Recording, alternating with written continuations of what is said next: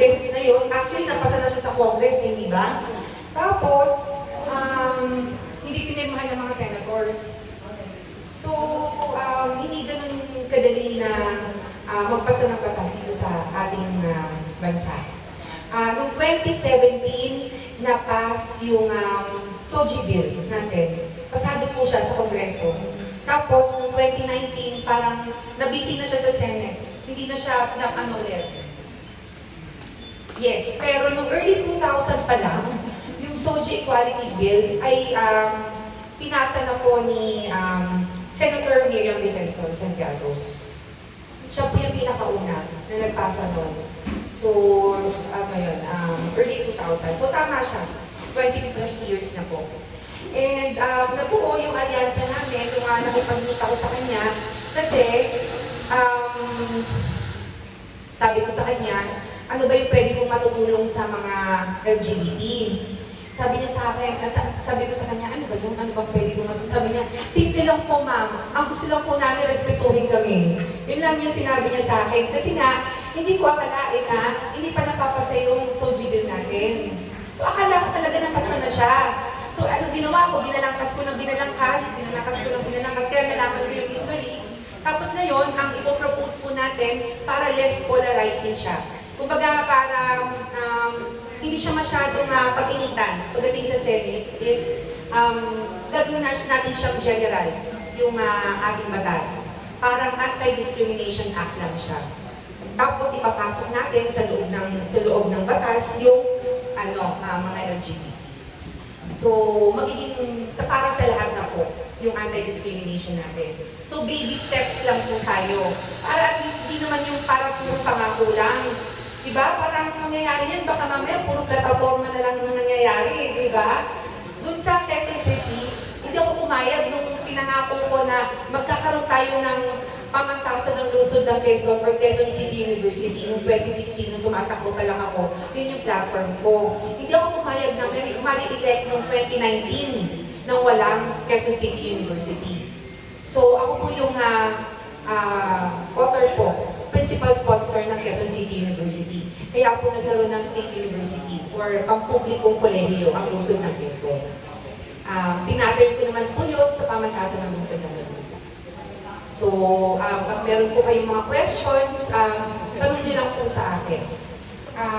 Bill natin shall be known as the Anti-Discrimination and Equal Protection Act of 2025.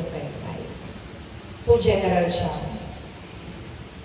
Tapos, Section 2, Declaration of Policy.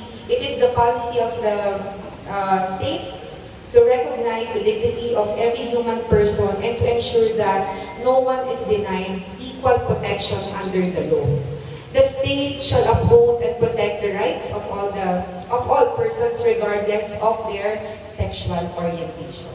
So, dito sa definition of terms, doon ko pinasok yung sexual orientation. And it refers to a person's emotional, romantic, or sexual attraction to individuals of the same gender, different gender, or more than one gender.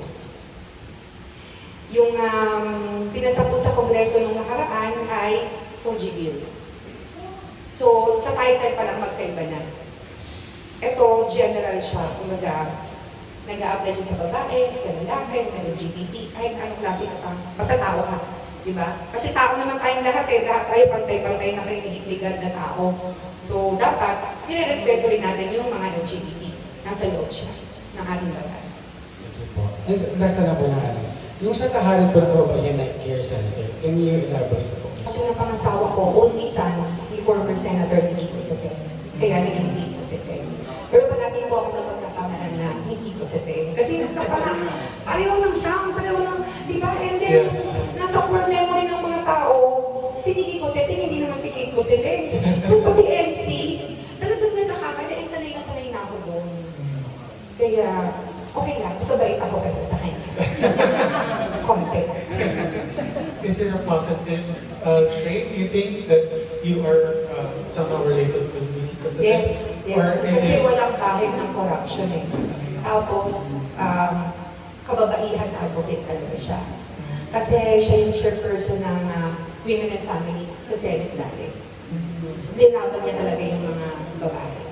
Is that something that you're also keen to doing?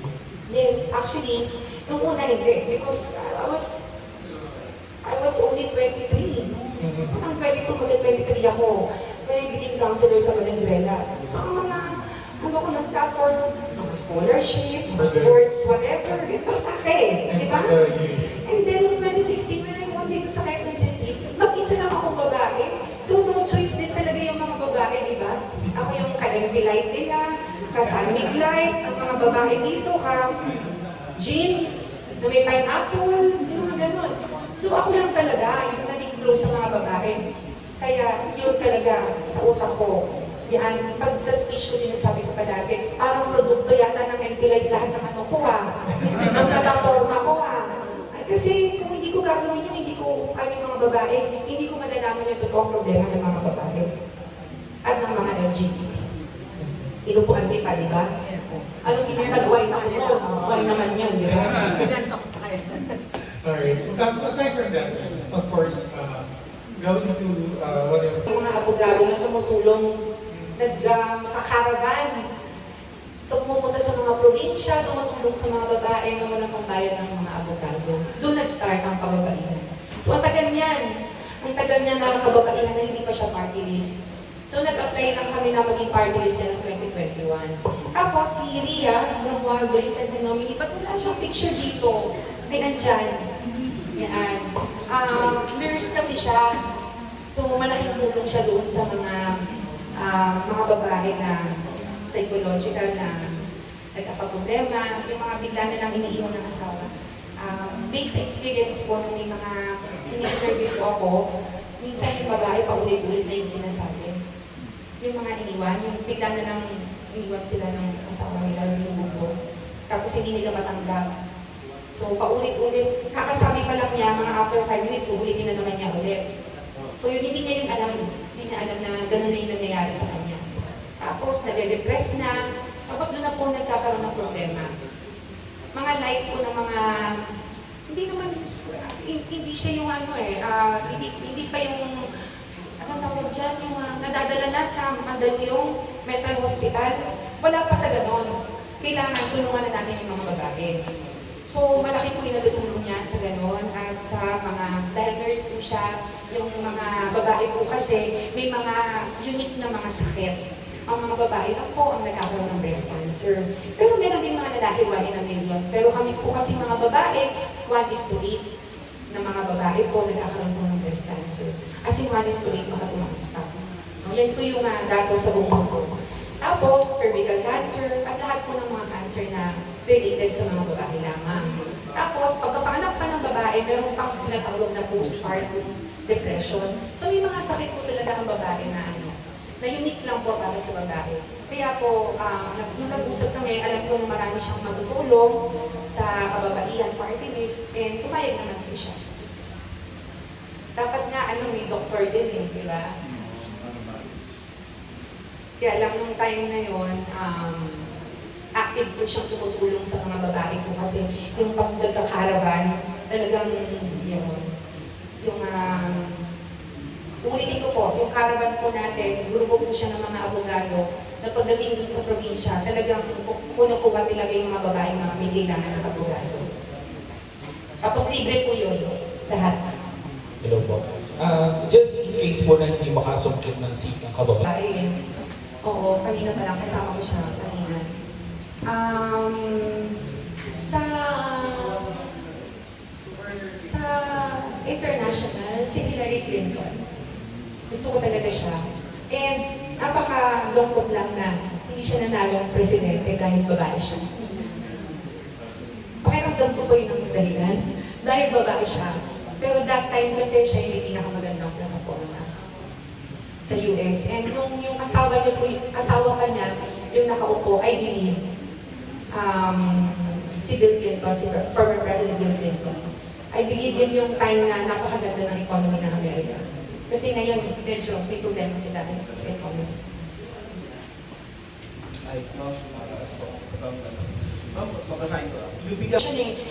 Bata pa lang ako, nag-student council president na ako. So, talaga gusto ko na, yun na talaga yung gusto kong puntahan. Meron pa nga incident ng kinder yata ako noon. Ang binoto ako ng news. Tapos nagalit ako doon sa klase ko. Kasi news, sabi ko gusto ko ng presidente, sinapak ko siya. So sinapak ko siya, kaya lalaki. Sabi na, sige na nga, ikaw na nga mag-president. Sabi niya, ayoko i-mention yung name niya kasi kilala siya ngayon eh. Nag-search ka Oo, hindi ako ipamoto rin sa city niya. Kilala siya ngayon na tao. Kasi napak ko siya, sabi ko gano'n. Ano ulit? Hindi na ako, presidente ka na. Yan, so nag-start ako sa ganyan. Searching na ko. Anong grade? Ma'am, anong grade? Ha? Anong grade? Searching na kami. Wala naman talaga hindi talaga yan maano, sa search. Kasi may first time ko lang yung kinuwento eh. Tapos, pangalawa naman, ano ang kind ng leader na babae na kailangan nyo nun? Yung leader na babae na may political will. Yun lang. Yung hindi iisipin kung ilan yung botong makukuha. Dapat, ang focus mo ay yung plataforma mo at kung ano yung magagawa mo sa mga sector na nilalaban mo.